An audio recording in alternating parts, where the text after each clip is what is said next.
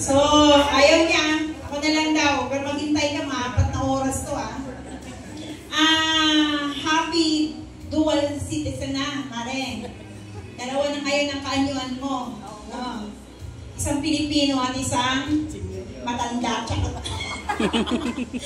Happy birthday, Mare. Muntik na kami hindi umabot sa ganito. Sayang. Sana hindi umabot.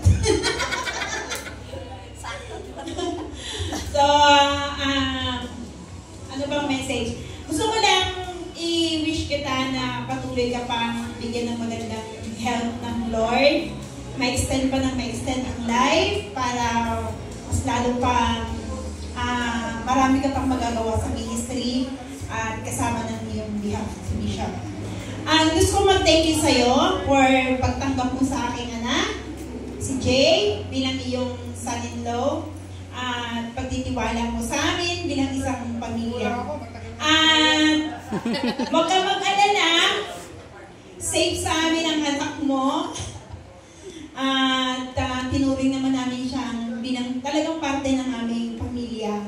At lagi kami ipapromise ko sa'yo, kasi medyo mas ahead ka sa akin, hindi natin alam sino mauuna sa ating mag-resign sa earth. Pero ma-assure ko, palagi ako nandyan. Sa tabi o kami mag-asawa, sa tabi ng iyong anak, kasama ng aming anak. Yun lang naman kaya namin ipangako sa iyo at kay Bishop. Salamat sa love niyo sa amin ever since. 14 years in Agape, talagang na-feel namin yung love niyo sa akin, yung mga respeto niyo sa amin si Bishop. Thank you, and happy birthday. Panalagi kong lagi kang full of joy at saka strength talaga kasi marami ka pa magagawa sa ministry. Happy birthday. And sa aking ako, happy birthday ako.